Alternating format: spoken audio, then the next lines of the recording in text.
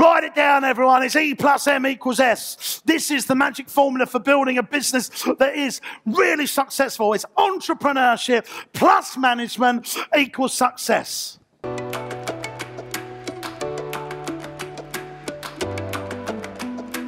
Morning. Oh, morning this side. Good morning. This side, good morning. They're much better than you over this line, aren't they? How we doing? Look, there's lots of empty seats here, isn't there, eh? Everyone in the cheap seats at the back, hello. So, ladies and gents, my name is James Sinclair, and I've got into this little world of business training and speaking, which I absolutely love. You see, I started out as a kids entertainer. I'm going to tell you a little bit about my story in a minute. We're going to speed through it, but I started my life as a kids entertainer and as a magician. Do you mind if I take my jacket off? Do you mind? Look at this. I like your outfit. Stand up. Give us a twirl. Look at this lady. Look at that. Cat Slater's in today, everyone. Okay. Jokey. She's asking for a refund, isn't she? Hey, it's nice to see Primark got some good gear out this season. I'm joking. No, we've got to do business, not comedy. So now, listen.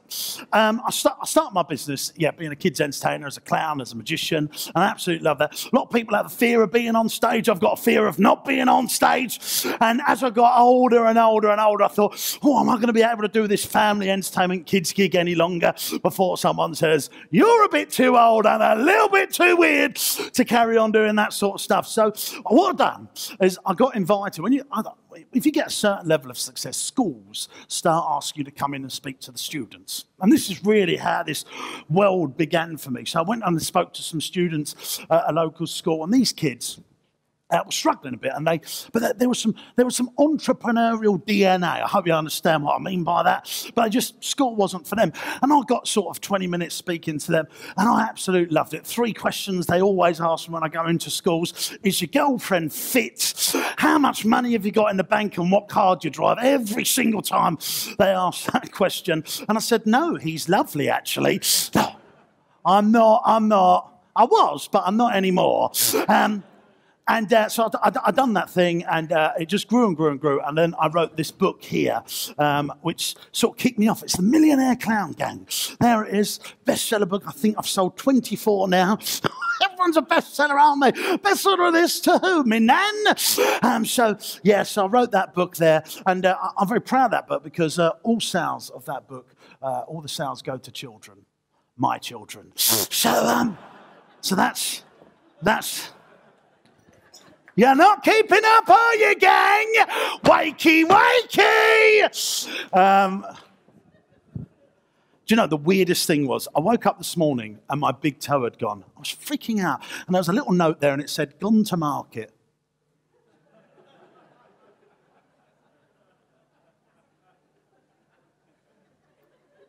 Just going to wait here until everyone laughs. That'll do. Okay, so should we get on with the presentation?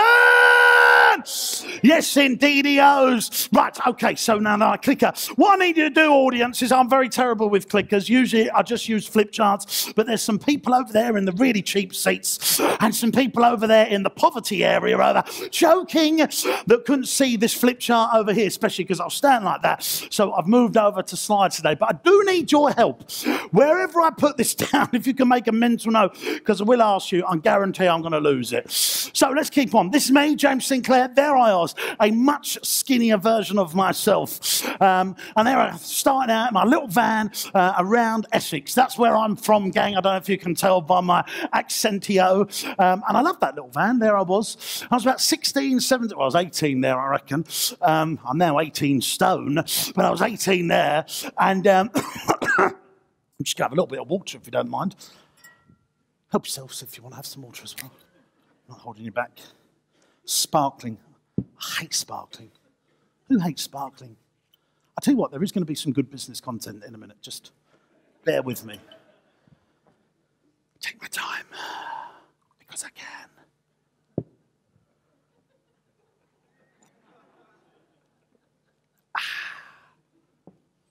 Tap. Okay, so. This is me, and I started off my little business being a kids entertainer.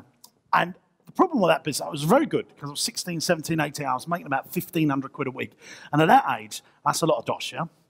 And I started buying properties and stuff with it. But what I learned from that business and what freaked me out, I'm not going to give you a sob story here, but my mum had MS, right? And she had nothing. And she died when I was 17 and a half. And she absolutely had nothing, couldn't pay for anything. And I quickly learned that if you get ill and you're self-employed, you've got some problems. You've got some major problems. And not enough entrepreneurs think about it. They don't think about it unless it happens. Well, some do, but most don't.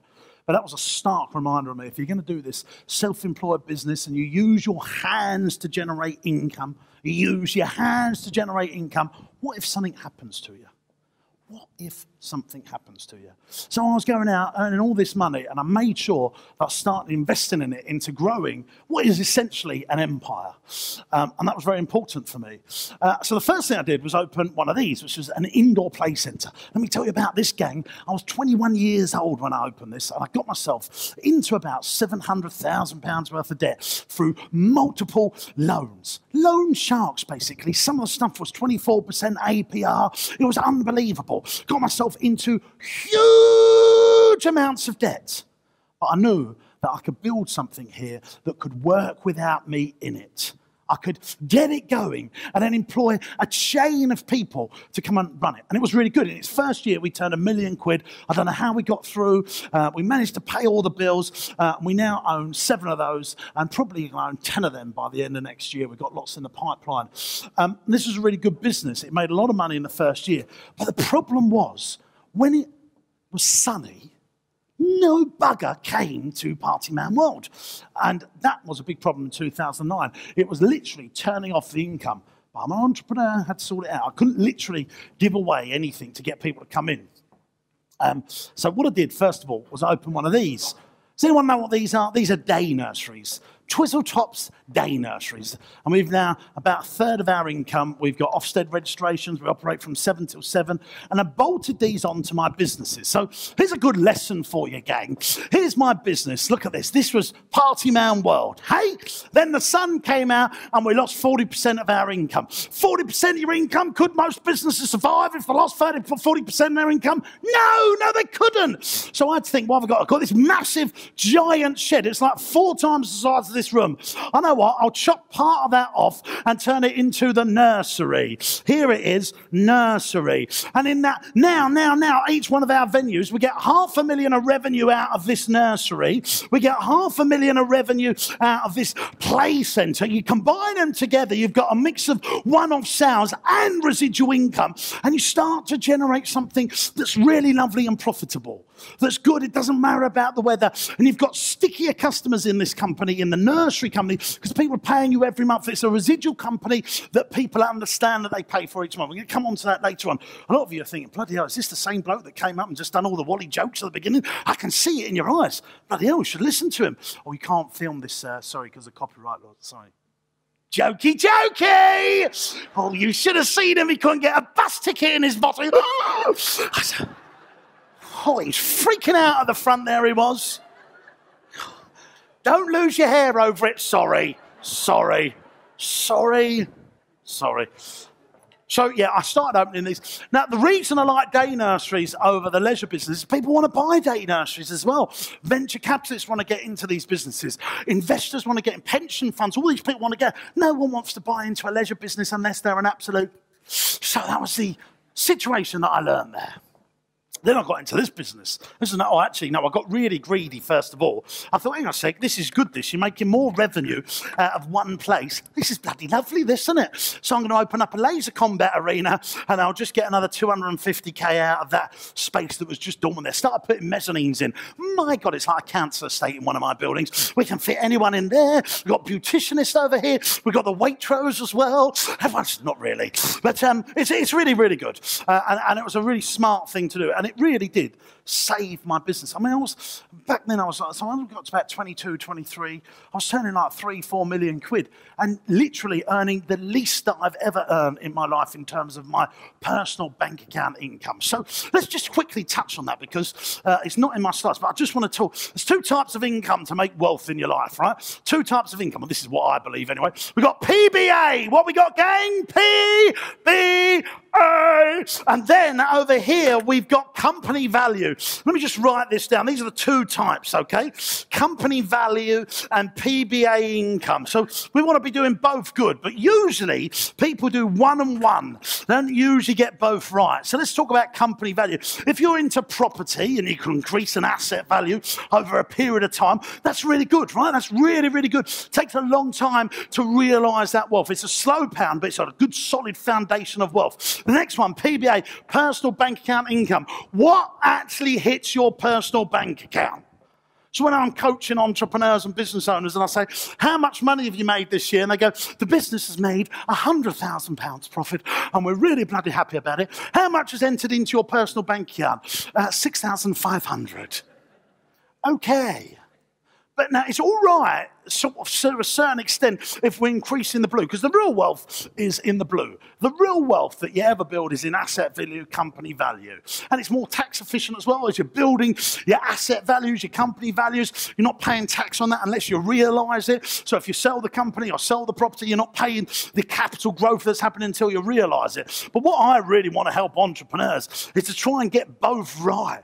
And that's what I started to do. I had all these assets building, but not enough PBA income. And over the years, I've tried to balance it. So you've got a big asset base growing and having lots and lots of PBA income. Two types of businesses. Let me give you an example of what that would be. PBA income would be a consultancy business.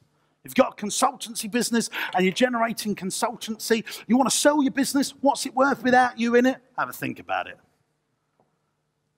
Without you in it, what is that thing worth? Exactly. If you've got a company that's got a value that someone wants to buy, hopefully you're earning some PBA income, but over the long term, you're building something that's seriously worth a lot of cash. And that's what I try and do now. I try and think both PBA, company value, PBA, company value. The quickest way, actually, to make an improvement of that is just have it as front of mind thinking. Right, am I just thinking PBA here, PBA? Am I just trying to think how much income? What happens if you get ill, if you've got nothing that has strategic value? It's very important that you're thinking about both. And that's what I've worked harder and harder to do.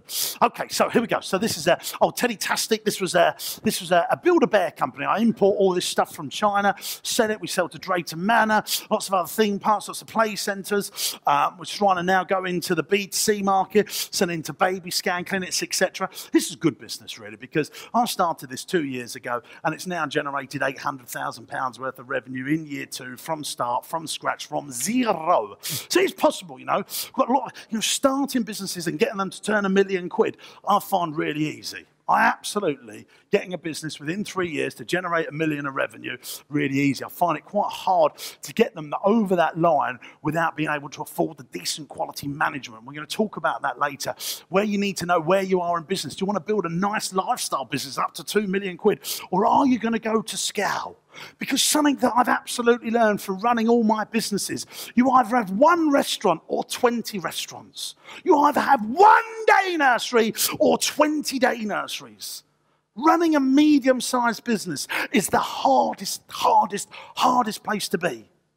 I've worked with so many entrepreneurs. Bloke I know, very good friend of mine. He has a really successful restaurant generating £1.5 million, making about 350,000 of EBITDA. He's having a great life. He's got time, freedom, money, time with his family, etc., etc. Guess what he does? Because he's a bloody entrepreneur. He opens a second restaurant. This one goes down to £1 million, and this one only turns 800 grand. So he's got another 300 grand of revenue coming in. But guess how much he earns? Zero, because he's cash flowing 2 things. But he somehow survives. And he opens up number 3 restaurant, and they're all now only turning 900 grand, and he can't afford the middle management, but he could if he had 20 restaurants. But he doesn't want a venture capitalist or an investor in his life. He wants to do it all on his own because he's an entrepreneur. So you've got to understand this stuff. We're going to go through the business life journey when I finally start my presentation in a minute. Okay, so...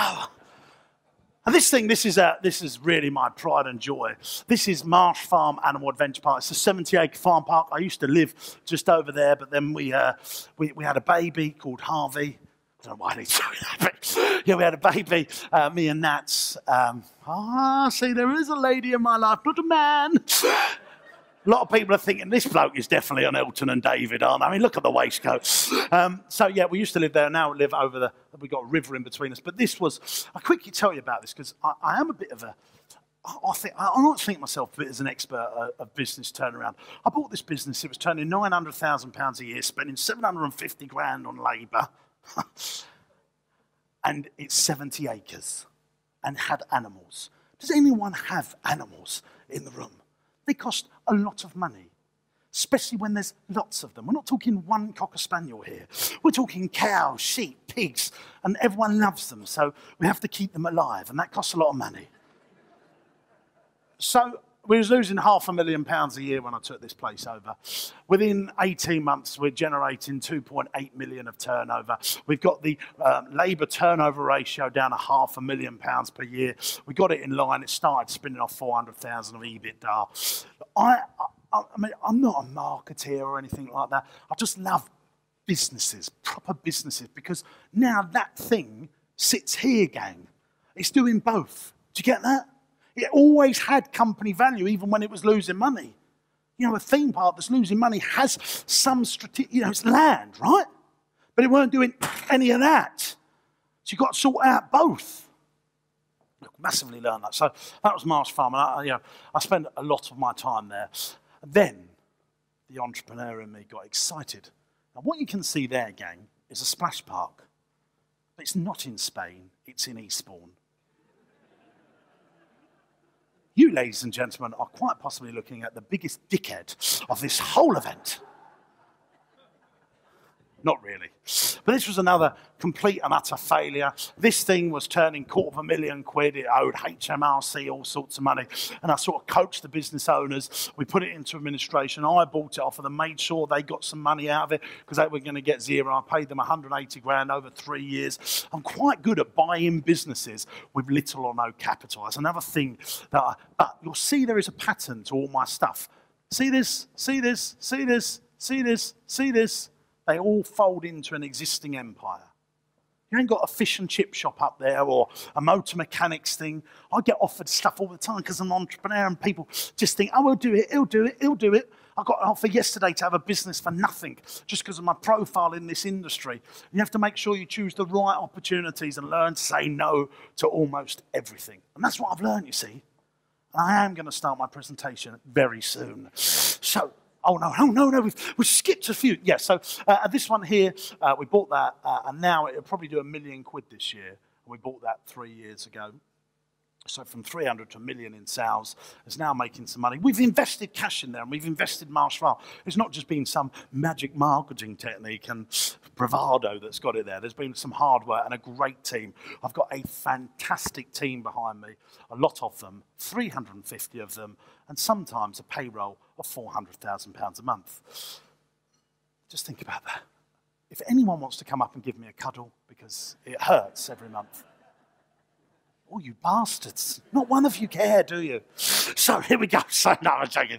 And then I set up this thing, which is the Entrepreneurs Network, and I spend a lot of my time here. And I believe that entrepreneurs need mentors. I believe I've got lots of mentors around me, good friends that are business owners that are in similar industries to me, marketing friends, people that know how to raise finance, all this stuff. And I was absolutely passionate about helping entrepreneurs. But I didn't want them to have to pay £1,500 a month or £3,000 a month or £5,000 a month or really expensive coaching until they were ready for that sort of stuff. I wanted them to learn stuff before they went on for big mentorship, and I wanted to do it in such an affordable way that people could start realizing how good mentorship and coaching was before they went and had one-to-one coaching, so they could dip their toe in it, you see? Dip their toe in it. That's what I really wanted to do. And that's why I started this organisation, which I love. It's called Entrepreneurs Network. We're a community of 500 odd entrepreneurs now, all learning together, sharing the best stuff.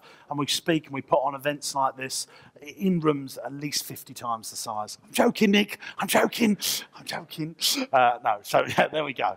And I wrote these couple of books. And this second book over here, The Experience Business, is how I think SMEs need to win today. So what is an SME? That is a business, in my opinion, that is turning under 20 million quid a year. So is anyone here over the 20 million mark in revenue? Now I was going to say, because you need to come up here and I need to sit down and listen. So and that's why I wrote The Experience Business, because I do think there is a formula for small to medium-sized enterprises to actually master this PBA income and company value, because I just get upset when I hear people working 90-hour weeks, 100-hour weeks, 5,000-hour weeks. Is it possible? Yes, it is. For an entrepreneur up here, down there, mentally doing all this stuff and not really making the profit that they deserve. And that's why I wrote that book. And I'm going to talk about that a bit later when I start my presentation. Okay, now we are here, everyone. Round of applause. Yes, just going to wait for you three to clap before I can continue. A round of applause from everyone. What we doing over here? What we doing? Who you texting? He's fit. Ah! Oh, I like you, madam. Yes, indeed. She's gorgeous, isn't she? So what do we want? We want, number one, we want to have a vision. What we don't want to, I don't want to get American about this. Who's ever, you need a vision, you need a vision, you need a vision, you need a vision. It's a very American phrase. But we want a vision, gang, with the end in mind. That's what we want. This is what smart entrepreneurs and business owners and investors, property investors, people have this. They have an end in mind. It's very important. You have a vision for your business with an end in mind. What do we want a vision? So we can attract the bank to lend you the money for the big ideas you've got. So you have a fantastic vision so the best team members come and work for you. Who employs people? Who doesn't employ people? If you want to be successful and you don't employ people, you're going to find it really difficult, because I need to meet the multimillionaire that doesn't employ anyone. You need to employ the very best people to grow your company. How do you do it? With a powerful vision. Now, I want to segue out of business to explain what that means. First bloke that come up with it, what's his name? Anyone know? Jesus. That woke you up, didn't it? Jesus. He's going around, I've got a set of cultural rules here. I've got a set of cultural rules. I've got a great vision about how everyone should be living. People think, oh, I can follow this bloke. It's quite good here. He comes up with a great logo. He's got branches all around the world. He puts a management structure in place. He said, bloody, I'm going to need an MD. I'm going to call him the Pope. I'm going to put my MD in place. I'm going to need area managers. I call them cardinals. We're going to need supervisors. We'll call them priests. Then we're going to call any customers that really believe in what we believe is really good. We'll call them parishers, whatever they're called. And they jog along every Sunday and they get reminded, this is what we believe. Don't sleep with my best friend. It's not a good cultural statement. Do not steal from my best friend. It's not a good... And everyone's like, do you know what? This is all right, actually. This is all right, isn't it? Let's put some money in the bag. Schools, head teacher, got a fantastic head teacher who stands at the front and says, we're going to be a technological school of excellence. Well, the parents are going, this bloody head teacher's good. So the best students start coming to that school. But why does the head teacher really need to share a fantastic vision? Because he needs great management. And what's the great management? Teachers. The best teachers want to go and work for him because he's got the best vision. See, if you can't afford to employ the right people right now, actually you can hopscotch away and get the best people by sharing a powerful vision when you can't afford them. Because you tell people what the future looks like and you're good at it and you regularly do it, then you start to win. Let's see some people that do that really well. Elon Musk. Stevie Jobs. Let me tell you a quick story. Only got 40 minutes, but I'm going to tell you this quick story. Steve Jobs is sitting at a conference like this. He's sitting next to this bloke who works for Microsoft. the enemy. And he's sitting there and he goes, "How's Steve, how you doing?" Because everyone knows Steve Jones, even back then in the 70s. What are you up to? What are you up to? Or 80s, whenever this, 90s, whenever it was. I don't know. I'm sort of fabricating the story, but it's true to a certain extent. Sitting there talking to the ex of this bloke. His name was, what's your name? Danny. His name was Danny. And he was ginger. Looked just like you. And he was sitting there talking to Danny. He said, "Danny, what are you working on?" I said, "At Microsoft. We're doing this really cool thing at the moment." "Oh, what's that?" So, "Oh, that's so good, right? It's like this computer, and you don't need a mouse or a keyboard. It's all touch screen." Steve's going, "Oh, really? Oh, really, really, really?" Danny goes, "No. Steve says, "You don't want to work for Bill. He's got enough money at the moment. Come work for me. We'll make it beautiful. We'll get it to market quicker, and I'll do the marketing." Steve sold a better vision than Bill was doing at the time. And so Microsoft were already on the iPad thing, right?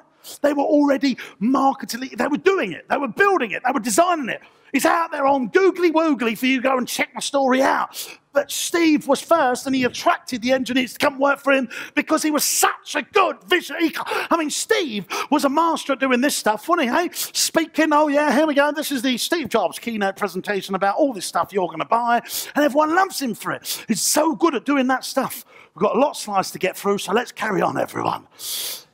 This is where success starts, though. You know, I've managed to attract all my best bank managers, people to lend money to us, the best team, by sharing what we want to do on a regular basis. And I share on a regular basis. Now, where's my Chudlington? Where's Chudders? Stand up, Chuds, give us a wave. Oh, so there he is. This is Chudders over there. Give him a wave, everyone. There he is. Chudders follows me around every single day, filming me running my businesses. And we turn it into a daily vlog. And we call it Backstage Business because it's like backstage of the business. And our marketing team take 7 years to come up with that name.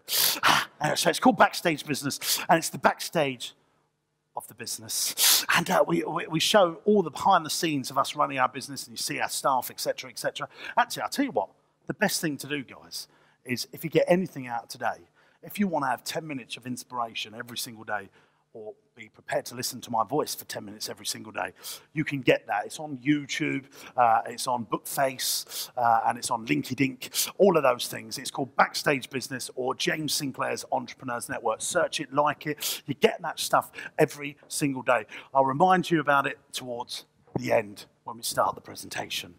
Okay, so here we go. Right, now, this is very, very important. The Entrepreneur's Pyramid. 3 types of entrepreneurs, gang. 3 types of entrepreneurs that I've discovered. And I wrote this in the first book. You've got 3 types of entrepreneurs. Really, really important. And I want to discuss where you think you are on this thing over here. It's what I call the Entrepreneur's Pyramid. And I'm going to bring it up on the screens if you don't see. Don't worry. Don't worry. See, I've lost my clicker. Now, here it is. Here it is. Thank you, Danny. Thank you for letting me know. Did you? Okay, so here we go. So we've got 80% fall into the sheep category. Now, we're going to go through this in quite detail. It's really important. 15% into the ox category, 5% into the eagle category. Let's really understand what those guys do. Sheep entrepreneurs. They're not even really entrepreneurs. They're called business owners. They're self-employed. They've got a job. They do the same day in, day out, no vision. They wait for it to happen, if ever. Think about what sheep does. Every day goes and eats grass, goes back, next day eats grass. That's what they do, right? Oxes, this will be most of us in the room, and I really sort of see myself as a high-level ox. I don't even see myself as an eagle yet. I just want to sort of explain. You've got different levels. You've got high-level sheep, low-level sheep, the same with the oxes, and the eagly-wiggly woos. There they are, high-level, low-level. I want you to think about, as we're going through, we're going to do a bit of audience participation to find out where you think you'd be on this here. So these are the oxes. Massive working hours. They're doing massive working hours. Hands up if you're doing massive working hours. There we go. Of course you are, entrepreneurs. They're huge pound turners. This is another thing of the ox trait. They're huge pound turners. Literally, they can be turning millions of pounds. They do fear failure. They take in any opportunity that comes their way, not necessarily the right opportunities, but they have these things, guys. They have moments of glory that keep them going. Moments of glory that keep us going. A really good trading week or a big sales just come in. That'll keep us going. We've had a moment of glory. It's a really good weekend. Control complex. Oh, God, I've got a control complex. They say things like, we'll do that, it'll pay a bit of wages. Or, a classic, you want a job done well, do it yourself. You want a job done well, do it yourself. At the highest level, the Oxes stop thinking like that and they become the MDs of their business, the managing directors of their business or the CEOs of their business. But they're not becoming the owners of the business, which these guys are. What an eagle does is they're just looking for talent to come work for them. That's their primary objective, looking for talent to come and work for them. They're like, I mean, yes, I was at a show at the NEC and I was going around a stand and I saw this woman. She worked on a stand and she was bloody fantastic. I've seen her a few times. I said to her, look, can I just move you aside? I said, look, I don't want to buy whatever shite you're selling, but I really like you. I want you to come work for us because I think you'll be instrumental to our business. Let's have a meeting. So one of the biggest reasons you want to network is to look for talent to come work for you. Remember the Steve Jobs story. And they're looking for the right opportunities. They're not just taking on any bloody opportunity that comes their way. They're looking for the right opportunities. They say no to nearly almost everything that comes their way. They're expert profit turners. They don't do anything for turnover. It's all about what profit are we going to make from this? What profit are we going to make from this? They're really good marketeers. They get marketing. They get the power of marketing. They're great deal makers. They can make deals happen. They understand that something's got to be left in for the other guy or girl as well. Some of the Oxes, they're like, if this deal does not stack up for me, the deal shall not be done. That's the wrong way to think about things. And they are one of my favourite phrases, investorpreneurs. They're entrepreneurs and investors hybrid together. I'm going to talk about that when I start my presentation. So, there we go. Hands up if you think you're a sheep. Come on. All right, no. I didn't actually want anyone to do that. You're not, sir. You know, you look like a man to me. And hands up if you think you're an ox. Hands up if you think you're a low-level ox. High-level ox. You feel like an MD, but you don't feel like an owner. Who feels like a shareholder in their business? They have nothing to do. They just turn up to a board meeting once a quarter. Anyone feel like that? Look at that, there's a couple in there. This man over there that's winking at me. Fantastic. Okay, so that's good. Right, how do we run a business effectively? Well, you know, you saw all those different businesses that I run. I believe in OST management. OST management. So let's quickly just draw that up so everyone understands. OST management. That's objective, strategies, and tactics. Now, what I want everyone to understand is entrepreneurs usually make terrible managers. They flit in their mind. We're going to do this. Richard Branson's the classic. I mean, just imagine having a board meeting with him. Morning, everyone. We're flying to space. What? Whoa. We can't even get to London to Manchester on time, Rich. On the trainy wainies. Are you sure you want to fly out to space? We've only killed 2 people so far. Unbelievable. Could you imagine having that conversation with him? So he needs to set the objectives. He's got good objectives, but he doesn't want to come up with the strategies and tactics. When you meet an entrepreneur that's coming up with the objectives, the strategies, and the tactics, they're busy fools. 2 types of people. Entrepreneurs are coming up with the objectives. This is where we're going to go. So they're the E's. These guys, the M's, the managers in the organization, they're coming up with the strategies and the tactics. This is how we get there. This is where we're going to go. You've got to break it up. This bit might change, but this bit must stay on point. This must be completed before we do the next thing. That is what pisses people off in all the companies that you know. Go and see schools and stuff like that. You've got a head teacher. We're going to be a technological school of excellence. Next week, he says, no. We're going to be a scientific school now. The teacher's going, oh my God, what are we doing? No, he's got to keep the objective on point, and then the strategies and tactics can change to win the objective. So what is this? This is, to coin a phrase, this is war planning. This is war planning, and this is battle planning, right? 2 types of things, both important. Winston Churchill, we're going to beat Hitler. That's the war plan. But then we get the generals and the captains and the ministers to come up with the strategies and tactics. It's not, do you know, by the way, guys, everything you hear me say ain't new. It really ain't new. It's just stuff I know that works, and you just got to not veer off. Because if you've got entrepreneurial DNA, if you're over here, you're dangerous. We are the worst people, but the best people at the same time. Why do entrepreneurs get rewarded? Because they roll the dice. That's what they're very good at, rolling the dice. Management won't roll the dice, but they're crucial. So, let's keep going, because we've got a lot to get through. Clicky Wicky's over here. Clicky Wicky's over here. Right. Okay, so objective, strategy, tactics. Everyone gets that. CEO, owner comes up with the objective. Management comes up with the strategies and tactics. Come in, Mrs. Punctuality, come in. Unbelievable. That's it. Have you got enough coffees there, sir? I mean, look at him. He's like a Starbucks reseller, isn't he? Okay, so.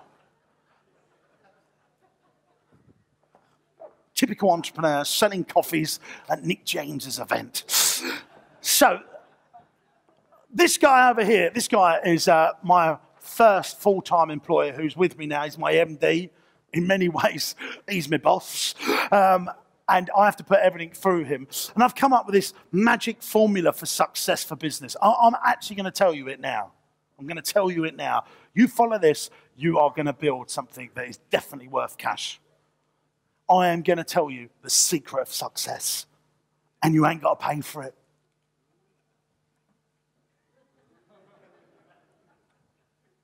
No, I don't think I can do it.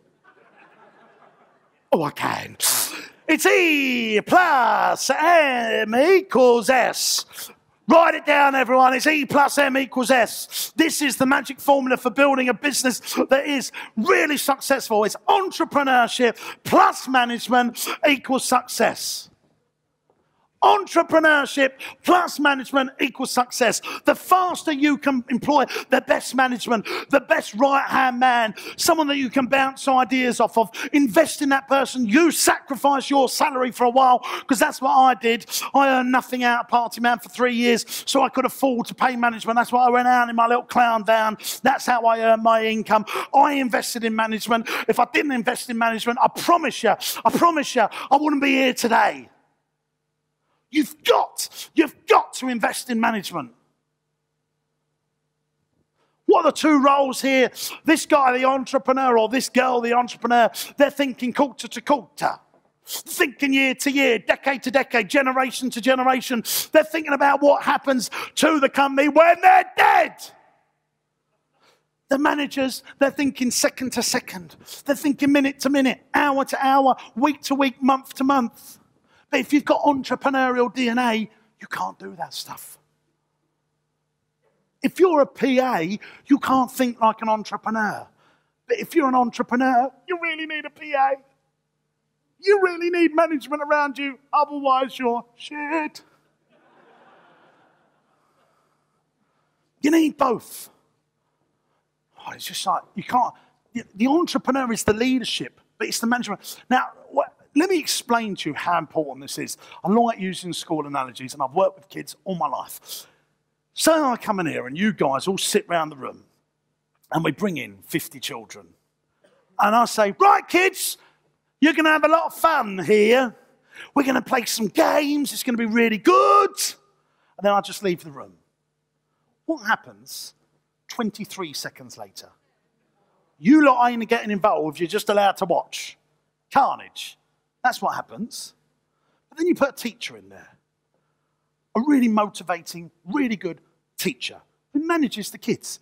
This is the game we're going to play first of all. Then we're going to put our toys away. Then we're going to play this game. And everyone's like, yeah, all right, yeah, I'm being managed here. Entrepreneurs forget it's management that make off the business.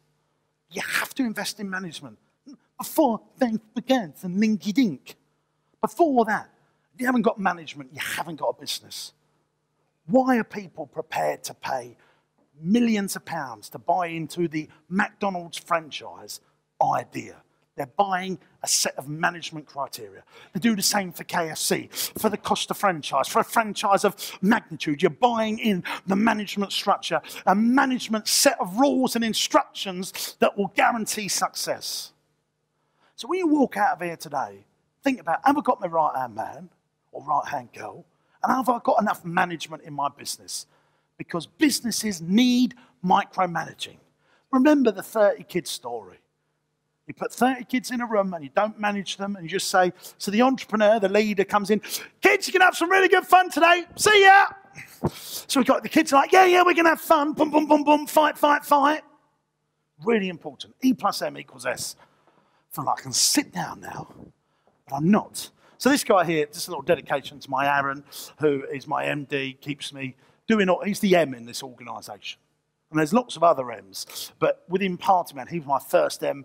And it was the secret of success, guys. I sacrificed my own salary, PBA income, because I was building the blue, the company value. I was building the blue, but he got the PBA. But very quickly, it started turning around. Just a few years of investing in great management works.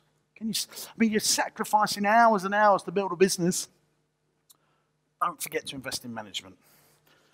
Remember this little slide. Take a photo of it if you want.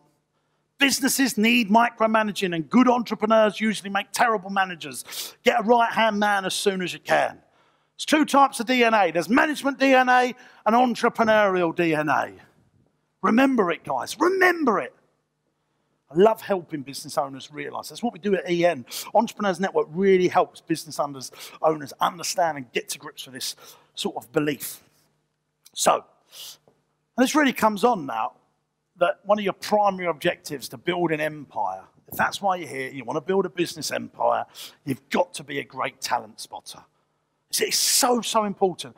You've got to be a fantastic talent spotter. Think of yourself as the Simon Cowell of your business looking for management. Sales managers, operations managers, accounts managers, as you're building your business, you've got to think about it. Even if you want to build a big small business, what I call a lifestyle business up to 2 million of revenue, you need some good management DNA in the organisation. So I've told you the success formula, E plus M equals S. And you've got to nurture your talent. You've got to educate them. That's what people want. Education. Daily training. Educate all your team all the time.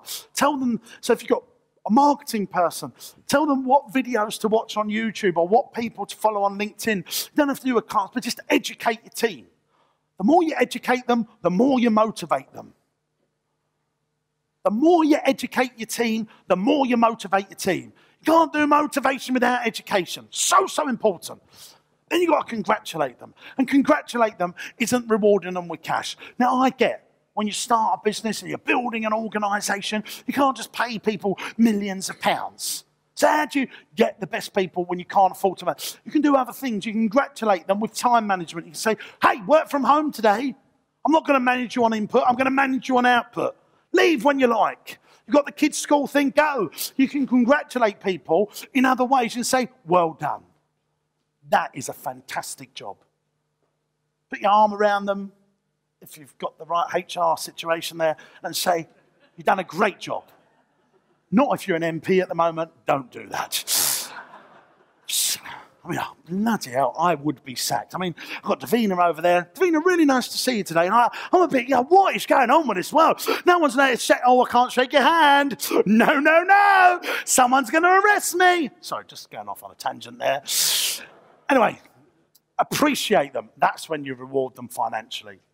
You've got to repeat this. But educate and congratulate is the things that you can easily do. Being able to appreciate someone in terms of financial reward takes time for an organisation to build up decent profits. But we can educate and congratulate on a consistent, regular basis. Educate at some point every single day. Think big, but always act small. This is something that, it's my little thing that I like to talk to entrepreneurs about. Now, what does think big, but always act small mean? So, I'm going to talk about my bank here. Now, my bank are on the Strand, and they've got quite a big lobby. Quite a big lobby.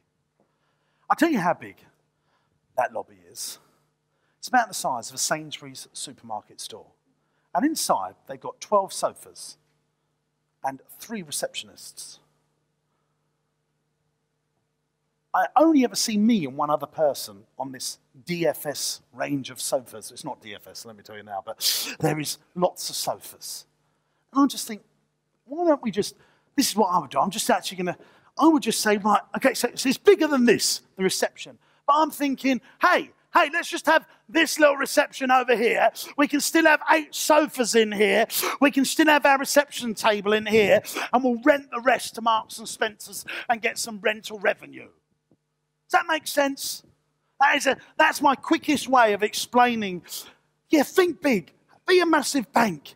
But bloody hell, don't act big as well. You're just wasting cash. Now, that bank, they've got a lot of money, so go and do that. But if you're a small to medium-sized enterprise, before you start acting big and start thinking like you're a big organisation and spending money willy-nilly, because as soon as you start generating cash flow, you start thinking big and acting big. You want to think big all the time, but you want to remain acting small. The way to describe it, you meet small business owners, they think small and act small. Does that make sense? They think small and act small. And actually, some of the acting small stuff they do is really quite smart. They won't spend that unless they need to. They won't do that unless they really, really need to. And that holds them back, actually. But if they actually think big and act small, you're going to get a faster way to profitability, and it's a good way of cash flowing a fast-growing business. Ways you can do that is you can have a regular cost-cutting goal. I always say that. And you need to think, this is another, some phrases here, sales before operations. Always. Sales before operations. That's thinking big but acting small. Think you ever want to have a fantastic organisation, but sales before operations. And then as soon as you can afford it, you put the operations in place. Because if you haven't got sales, you haven't got a business. Don't wait for the business to be absolutely bloody perfect, otherwise you'll never get going. Keep your overheads as low as you can.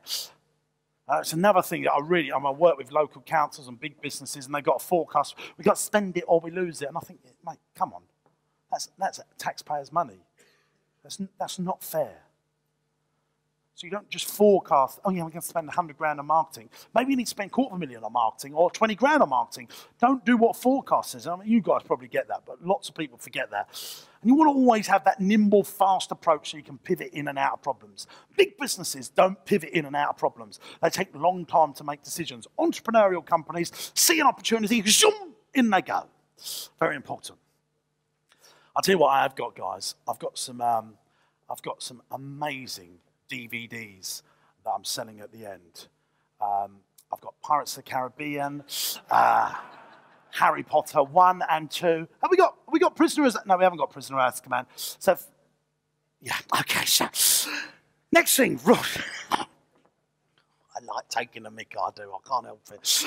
Rule 6, this is it. Easy, difficult, these, difficult, difficult. Oh, this is my thing, guys. Oh, my God. I mean, I'll do a lot of this speaking thing. But, I always say, try and choose a business that you can scale. How do you know if your business can scale? If you've got all the money in the world and access to all the best people in the world, can your business easily turn 100 million quid? That's if you know if your business can scale easily.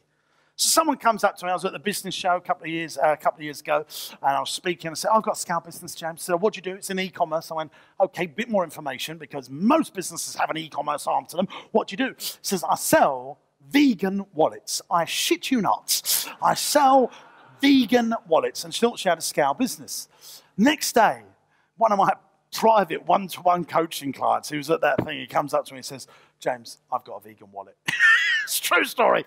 But she was struggling to build her business, because I think that is a difficult business. I'm not saying it's impossible to turn into a multi-million-pound business.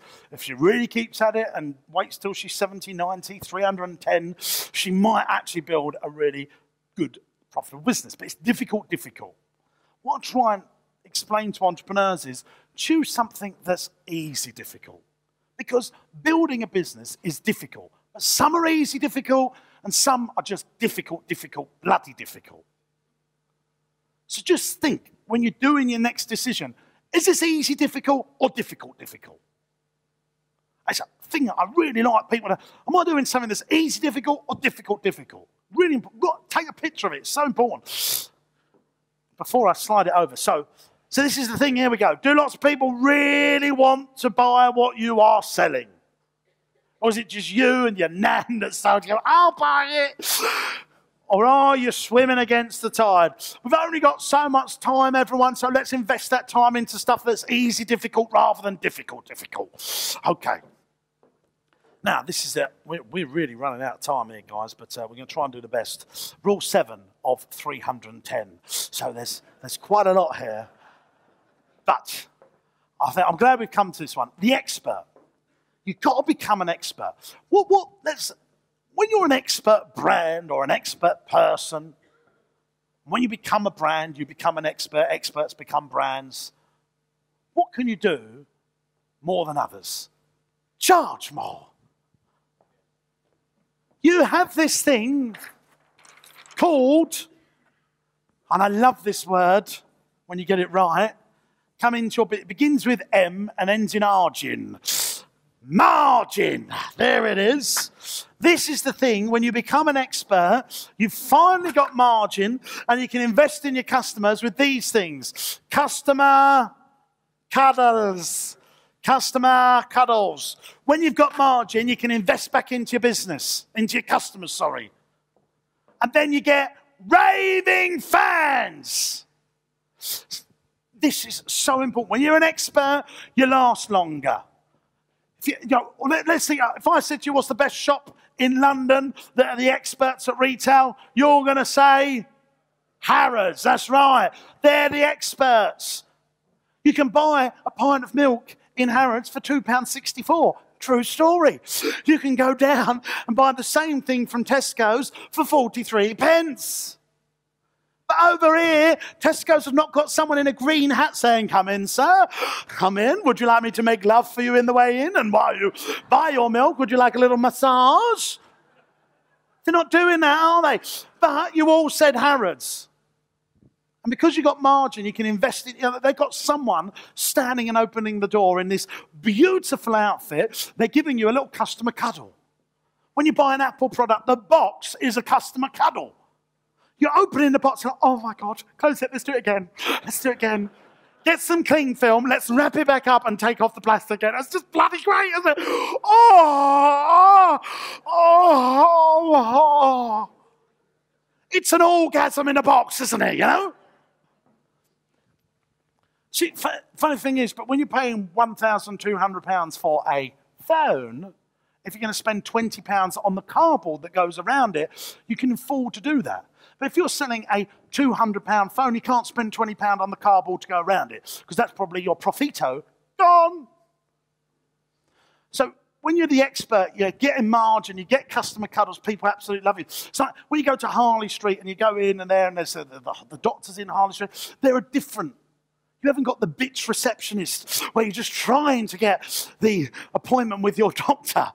You haven't got that when you go to Harley Street. Someone will offer you a coffee. You can stay there the night before. It's all, this stuff. Because it's customer, get the raving fans. Really important, margin. So if you want to become an expert, this is what I really write about in the Experience Business book, is you want to become the expert of your thing. You don't want to be the biggest, you want to be the best. So let's look at the 3 types of business owners. There's the E's that look like N's, the N's that look like E's, and the E's that look like E's. You work that out, and I'll be back in 10 minutes. So what we got? We got experts that look like novices, and they don't get the work that they deserve. You'll know this. You'll know the chippy, the plumber, the electrician. They're really good at what they do, but they look like a truckload of rubbish.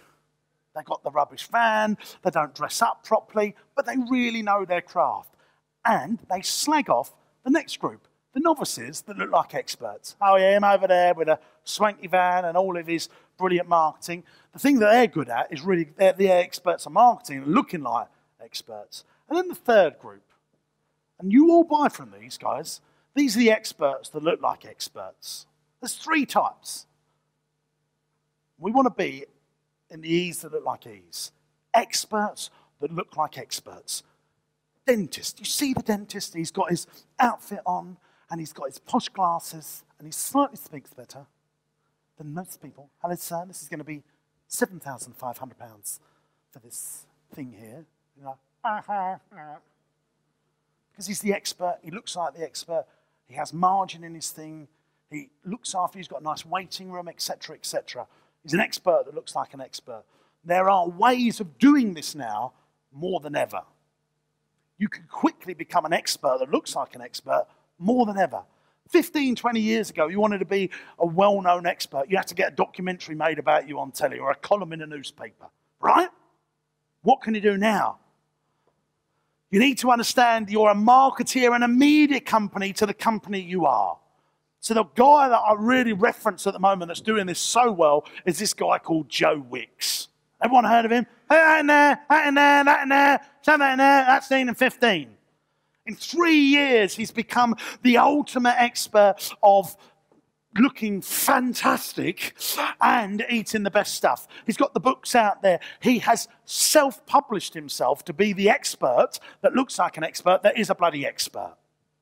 So how can you do this? You become a brand to create trust, not lovely little designs. That's not where how can you get out there and do this stuff? So you become a master of sales and communication.